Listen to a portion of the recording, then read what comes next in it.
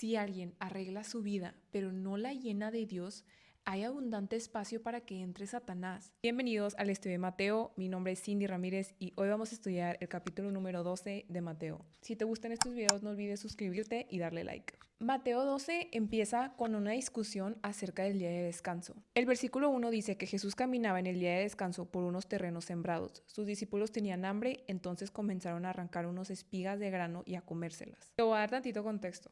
Los fariseos habían establecido 39 categorías de actividades prohibidas en el día de descanso, que basaban en las interpretaciones de la ley de Dios y en las tradiciones judías. Cosechar era una de estas acciones prohibidas.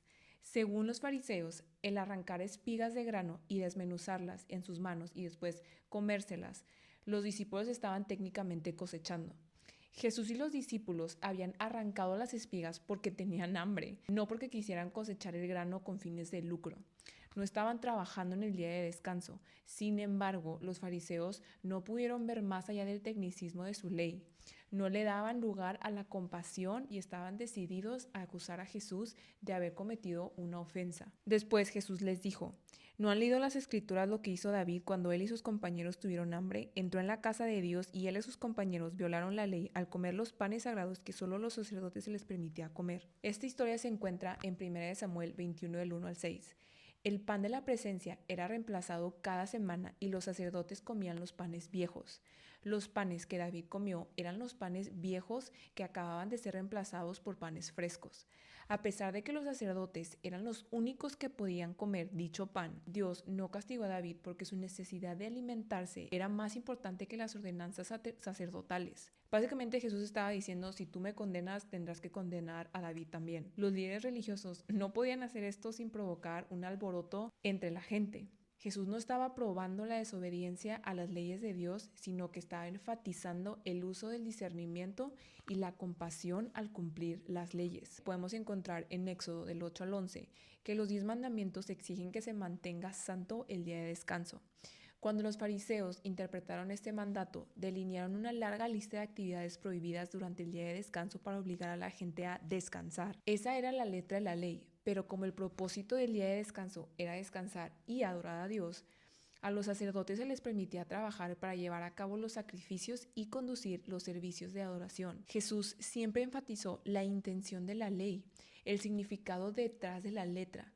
Los fariseos habían perdido de vista el espíritu de la ley y exigían estrictamente que se obedeciera la letra y su interpretación. Ahora, los fariseos estaban tan enfocados en los rituales religiosos que pasaban por alto el propósito del templo: acercar a la gente a Dios. Ya que Jesucristo es superior al templo, ¿quién mejor que Él para llevar a la gente a Dios? Dios es superior a todos los instrumentos que se utilizan en la adoración. Si nos enfocamos más en la manera en que adoramos en vez de a quién adoramos, no estaremos adorando a Dios, aunque pensemos que sí. Ahora el versículo 7, Jesús dice: quiero que tengan compasión, no que ofrezcan sacrificios. Jesús les repitió a los fariseos palabras que el pueblo judío había oído múltiples veces a lo largo de la historia en el Antiguo Testamento. La actitud de nuestro corazón hacia Dios es lo principal. Solo entonces podremos obedecer y poner en práctica correctamente las ordenanzas y los rituales religiosos. En el versículo 8 dice: pues el Hijo del Hombre es Señor incluso el día de descanso. Cuando Jesús dijo que era Señor del día de descanso, afirmó ser más importante que la ley y estar por encima de ella. Para los fariseos esto era una herejía. No se daban cuenta de que Jesús, el divino Hijo de Dios, había creado el día de descanso. El Creador es siempre superior a su creación y por esta razón Jesús tenía la autoridad de anular sus tradiciones y ordenanzas. Después de esto, en el día de descanso, Jesús sana a un hombre con la mano deforme. Señalando al hombre con la mano deforme, los fariseos intentaron detenerle una trampa a Jesús, preguntándole si era permitido sanar en el día de descanso. Las reglas del día de descanso indicaban que se permitía ayudar a las personas durante ese día solamente en caso de que su vida corriera peligro. Jesús sanó varias veces en el día de descanso y en ninguna ocasión podría calificarse como emergencia. Si Jesús hubiera esperado hasta el día siguiente para hacer ese milagro, se estaría sometiendo a la autoridad de los fariseos y confirmando que sus leyes mezquinas eran iguales a las leyes de Dios. Si sanaba al hombre en el día de descanso y violaba las leyes de los fariseos, Estos dirían que su poder no procedía de Dios. Jesús dejó en claro que dichas reglas eran ridículas y mezquinas. Dios se preocupa por las personas, no por las leyes. El tiempo más apropiado para ayudar a alguien es cuando esta persona necesita ayuda. Ahora, ¿por qué Jesús lo quiso hacer así? Los fariseos ponían sus leyes por encima de la necesidad humana. Les preocupaba tanto que Jesús violara una de sus reglas que no les importaba que este hombre tuviera una mano deforme. Esto a mí me ayuda a preguntarme qué actitud tengo hacia los demás. Si mis convicciones no me permiten ayudar a determinadas personas, es posible que mis convicciones no estén en armonía con la palabra de Dios. No hay que permitir que nuestro deseo por cumplir las reglas nos obstaculice de ver la necesidad humana. Después de que Jesús sanó a este hombre, los fariseos tramaron la muerte de Jesús porque eran soberbios, se sentían amenazados y estaban indignados. Jesús había pasado por encima de su autoridad, también lo vemos en Lucas 6:11, y había desenmascarado sus actitudes malvadas ante todos en la sinagoga. Había demostrado que los fariseos eran más leales a su sistema religioso que a Dios. En el versículo 15 dice que Jesús sabía lo que tenían en mente. Jesús había estado confrontando energéticamente la hipocresía de los fariseos. En esta ocasión decidió salir de la sinagoga antes de que se armara un serio enfrentamiento, porque aún no había llegado la hora de su muerte. Todavía tenía mucho que enseñarles a sus discípulos y a la gente. Jesús les decía a las personas a quienes sanaba que no le dijeran a otros sus milagros porque no quería que la gente acudiera a él por motivos equivocados. Eso interrumpiría su ministerio de enseñanza y causaría falsas expectativas acerca de un reino terrenal. Sin embargo, las noticias de sus milagros se difundieron por todas partes y muchos llegaron para verlo por sí mismos. A pesar de esto, la gente esperaba que el Mesías fuera un rey. Esto referencia a la profecía en Isaías 42 del 1 al 4. Esto mostraba que el Mesías era de verdad un rey y también qué clase de rey. Era un gobernante bondadoso que llevaría justicia a las naciones. Al igual que la multitud en los días de Jesús, a veces queremos que Cristo gobierne como rey y nos dé grandes e impresionantes victorias en la vida.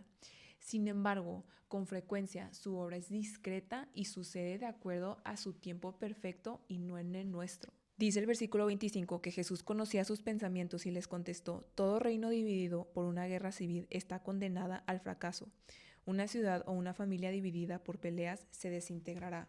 Al venir Jesús al mundo en forma de hombre, se despojó del uso completo e ilimitado de sus capacidades sobrenaturales, pero aún tenía una profunda percepción de la naturaleza humana. Su discernimiento frustró las malas intenciones de los líderes religiosos cuando les tendían las trampas. Cristo conoce todos nuestros pensamientos. Esto puede servirnos de consuelo porque Él comprende lo que realmente queremos comunicar cuando le hablamos. Al mismo tiempo podría ser inquietante porque no podemos esconder nada de Él y se da cuenta de toda intención egoísta. Versículo 29 dice: pues ¿quién tiene suficiente poder para entrar a la casa de un hombre fuerte como Satanás y saquear sus bienes? Solo alguien aún más fuerte, alguien que pudiera atarlo y después saquear su casa. El nacimiento de Jesús trastornó el poder y el control de Satanás. En el desierto, Jesús venció las tentaciones de Satanás y en la resurrección derrotó su más poderosa arma, la muerte. Al final de la historia, Satanás será encerrado para siempre. Esto lo podemos leer en Apocalipsis 20:10. Y ya no habrá más maldad en la tierra. Jesús tiene absoluto poder y autoridad sobre Satanás y todas sus fuerzas. Después, en el versículo 30 vemos que dice: el que no está conmigo a mí se opone, y el que no trabaja conmigo en realidad trabaja en mi contra. Es imposible ser neutral en relación con Cristo. Cualquiera que no lo siga activamente ha decidido rechazarlo.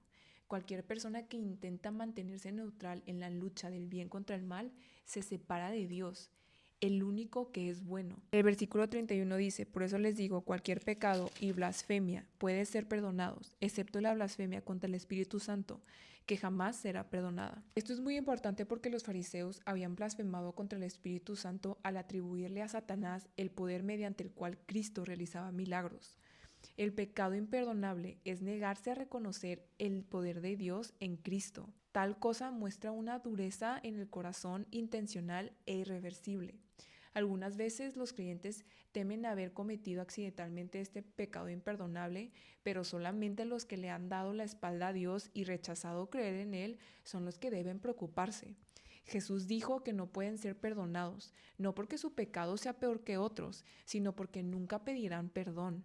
Cualquier persona que rechace la voz del Espíritu Santo se aleja del único que puede llevarla o llevarlo al arrepentimiento y restaurarlo con Dios. Después del versículo 34-36, Jesús les dice: camada de víboras, ¿cómo podrían hombres malvados como ustedes hablar de lo que es bueno y correcto? Pues lo que está en el corazón determina lo que uno dice. Jesús aquí nos está recordando que lo que decimos revela lo que hay en nuestro corazón. ¿Qué tipo de palabras salen de nuestra boca? Aquí podemos aprender que si lo que hay en nuestro corazón es mugre, no podemos solucionar el problema con tan solo limpiar el vocabulario. Primero, tenemos que permitir que el Espíritu Santo nos llene el corazón de nuevas actitudes y buenos motivos, y entonces nuestro vocabulario será limpio desde la fuente. Del versículo 38 al 40, los fariseos le piden una señal a Jesús. La verdad es que los fariseos pedían otra señal milagrosa, pero en realidad no querían conocer a Jesús. Él sabía que ellos ya habían visto demasiados milagros para convencerse de que Él era el Mesías. Lo que les faltaba hacer era abrir su corazón, pero ya habían decidido no creer en Él. Más milagros no los haría cambiar de parecer. Muchas personas han dicho: si yo viera un milagro, entonces yo sí creería en Dios. La respuesta que Jesús le dio a los fariseos también aplica en nosotros.